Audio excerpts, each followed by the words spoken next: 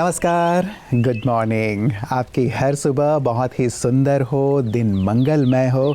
इन्हीं सुंदर कामनाओं के साथ सबरंग कार्यक्रम प्रतिदिन आपके सम्मुख उपस्थित होता है। मित्रों, आज भी 5 सुंदर बातें लेकर के आपके लिए आए हैं जो बहुत ही जीवनोपयोगी हैं। कहते हैं संतुष्टता जीवन में बहुत बहुत आवश्यक है। जो व्यक्ति अपनी आज से आज की प्राप्तियों से संतुष्ट नहीं है, वो भविष्य में होने वाली प्राप्तियों से भी संतुष्ट नहीं हो सकता। आज ईश्वर ने हमें जो दिया है उसका हम आनंद लें, क्योंकि वो बहुत कल्याण से भरा हुआ है। और हाँ, भविष्य के लिए हम प्रयास ज़रूर करें, श्रेष्ठ परिश्रम करें, लेकिन इस कामना के साथ नहीं कि ये मिल जाए, ये चाहिए, वो चाहिए, क्योंकि चाहिए का कहीं कोई अंत नहीं है। कहा जाता है संतोष से बड़ा धन और कुछ नहीं है। इसीलिए संतुष्टता रूपी धन से अपने आप को धनी अवश्य बनाएं। तो आइए इस धन के साथ चलते हैं आज के सुवाक्य की ओर। ओम शांति।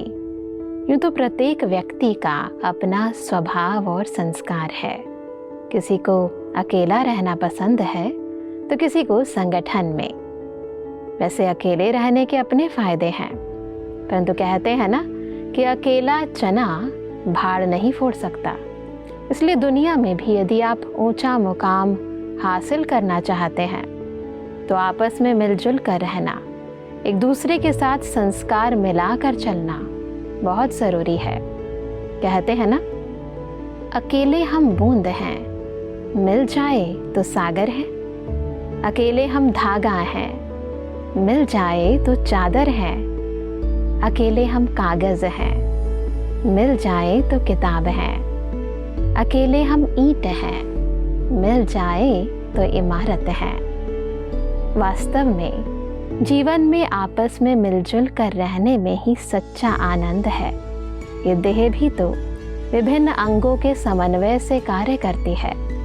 एक बगीचा विभिन्न फूलों की सुगंधों से ही तो महकता है। इसलिए यदि आप आगे बढ़ना चाहते हैं तो इस अहम को छोड़िए और हम बन जाइए। ओम शांति। दूसरी सुंदर बात है मित्रों, हम हर एक व्यक्ति के लिए दयालु बने, क्योंकि हर एक कठिन दौर से ज़रूर गुज़र रहा है अपने जीवन में। बाहर से देखने से पता नहीं चलता है, लेकिन हर एक संघर्ष के दौर से गुज़र रहा होता है और हमें लगता है कि ये व्यक्ति ऐसा है, वैसा है, ये है, वो है।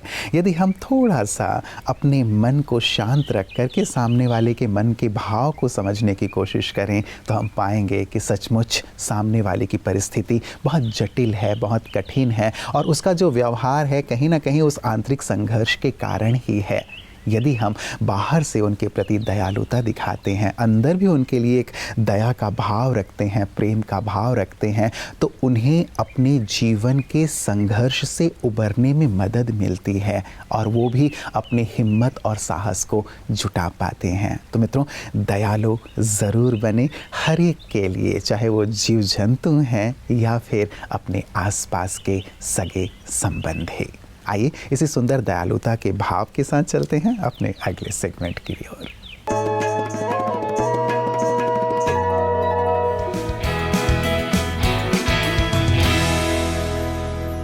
पिछली कड़ी में हमने सर्दियों में आम तौर पर की जाने वाली कुछ गलतियों को जाना था। आइए आज इसी विषय पर और प्रकाश डालते हैं। अधिक सोना। नींद वास्तव में हमारे शरीर की बैटरी को रिचार्ज करने का सबसे अच्छा तरीका है, लेकिन जैसा कि विशेषज्ञों का कहना है, किसी भी चीज की अधिकता स्वास्थ्य के लिए खराब होती है। ठंड का मौसम स्वाभाविक रूप से हमें सुस्त बना देता है। ऐसे में यह ध्यान रखना महत्वपूर्ण है कि बहुत अधिक सोना सामान्य नींद के चक्र को बाधित करता है और धीरे धीरे हमारे संपूर्ण स्वास्थ्य के लिए हानिकारक बन जाता है। लंबे समय तक गर्म पानी से नहाना।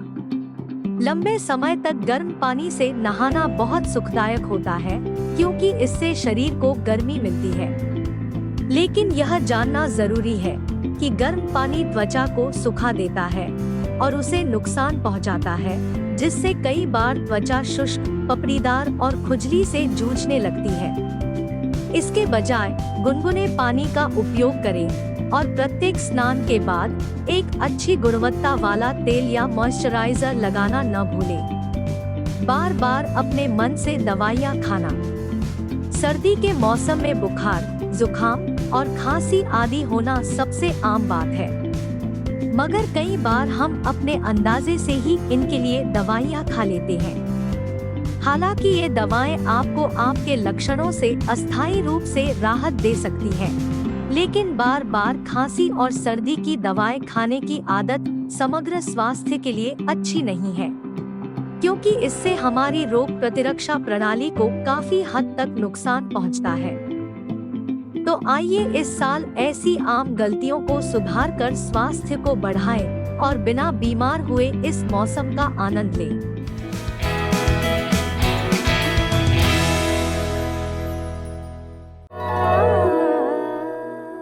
मित्रों, तीसरी सुंदर बात है, यदि आप अच्छे घुड़सवार बनना चाहते हैं तो सबसे बेकाबू घोड़े को चुनें। यदि आप इसे काबू में कर लेते हैं तो किसी भी घोड़े को काबू करना आपके लिए आसान हो जाएगा। और आध्यात्म ये कहता है कि मन ही सबसे ज़्यादा बेकाबू घोड़ा है।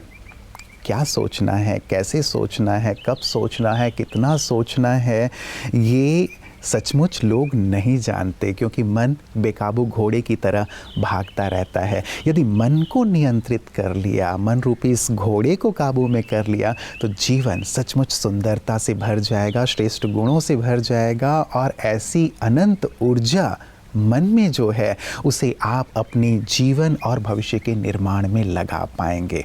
तो मन रूपी बेकाबू घोड़े को नियंत्रित करने वाले सुंदर घुड़सवार बने। आइए इस सुंदर भाव के साथ कि हम ज़रूर मन को काबू में करेंगे, चलते हैं अपने अगले सेगमेंट की ओर।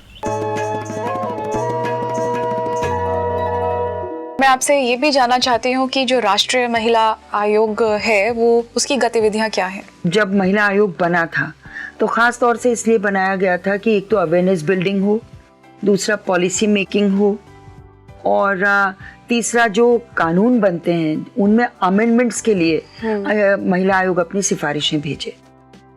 उसके बाद ये काम तो महिला आयोग में आज भी हो ही रहा है, लेकिन साथ में महिला आयोग में जो संगीन केसेस होते हैं उस पर कॉग्निजेंस भी लिया जाता है, उसमें एक्शन टेकन रिपोर्ट भी मांगी जाती है और उस हिसाब से इंक्वायरी कमिटीज़ भी जाती हैं। दूसरा, जब से मैं महिला आयोग में आई मैंने 4-5 काम ऐसे किए। एक तो सिर्फ अंग्रेजी ही नहीं रह के हिंदी में मटेरियल प्रिंट कराया, जहाँ जहाँ जो प्रदेश मांगता है, जैसे महाराष्ट्र है तो मैंने मराठी में वहाँ प्रिंट करा के भेजा, कर्नाटका में कन्नड़ में किया, तो ये पंजाब में पंजाबी में करके प्रिंट करा के दिया।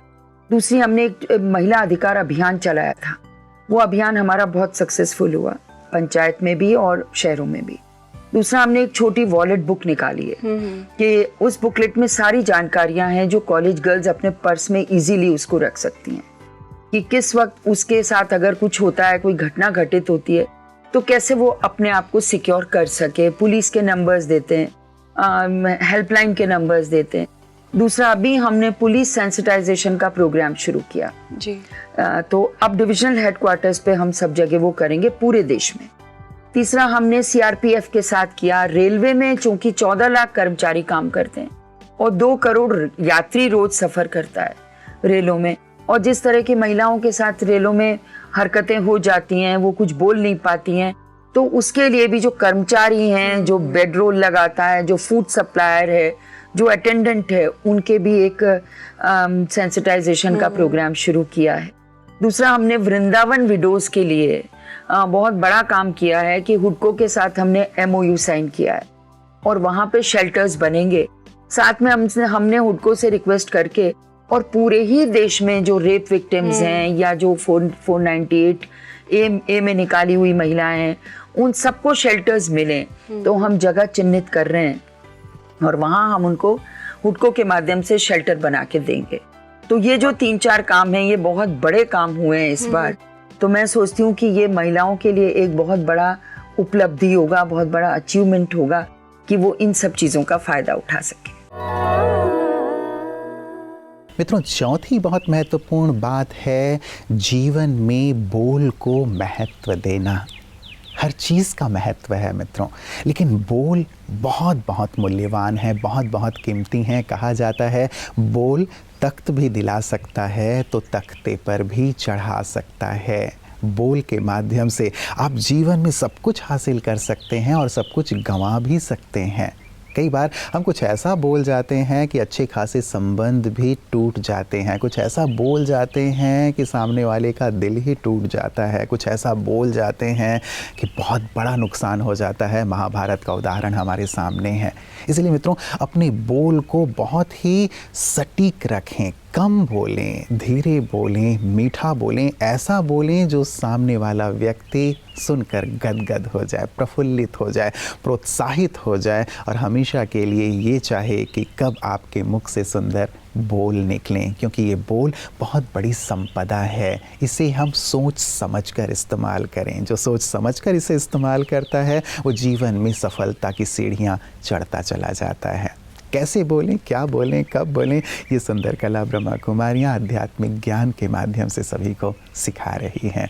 आइए देखें पीस न्यूज़ हाइलाइट्स में।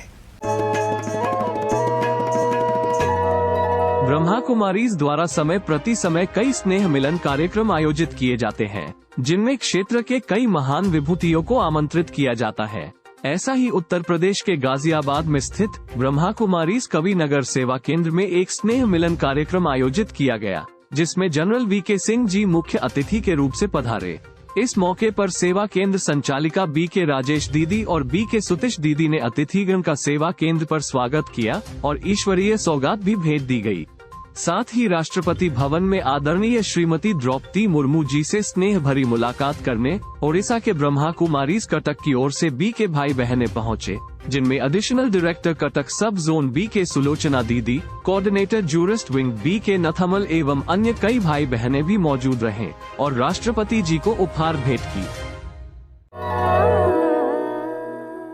तो मित्रों, आज की सुंदर 4 बातें: संतुष्टता, दयालुता, अपने मन को काबू में रखना और अपनी वाणी को भी संयमित रखना। और 5वीं बहुत सुंदर सी बात है मित्रों, अपने पास्ट को छोड़कर आगे की ओर देखना। कई बार हम पास्ट को पकड़ करके रखते हैं। किसी ने बहुत सुंदर सी बात कही है कि अपने अतीत के साथ संघर्ष मत करते रहें, लेकिन अपने वर्तमान में ऐसी सुंदर निर्माण कार्य करें जो भविष्य आपका उज्जवल हो जाए। कई बार हम पास्ट को इतना पकड़ करके रखे हुए होते हैं कि हमारा वर्तमान नष्ट हो रहा होता है। इसीलिए मन से पास्ट की बातों को जाने दें। कुछ अच्छी बातें जो हैं उनसे शिक्षा लेकर के आगे बढ़ें, तभी जीवन श्रेष्ठ बनेगा, धन्य बनेगा और साथ ही आप अपने सुंदर भविष्य का निर्माण कर पाएंगे। तो मित्रों, इन 5 सुंदर बातों को ज़रूर अपने चिंतन में लाइएगा, जीवन में लाइएगा। सचमुच जीवन श्रेष्ठ बनता चलेगा, सफलता से भरता चलेगा और आप आनंद और खुशी का अनुभव करेंगे, जो कि हमारी हमेशा ही कामना रहती है। तो आपका आज का दिन पूरा जीवन मंगलमय हो, इन्हीं सुंदर कामनाओं के साथ। नमस्कार। ओम शांति।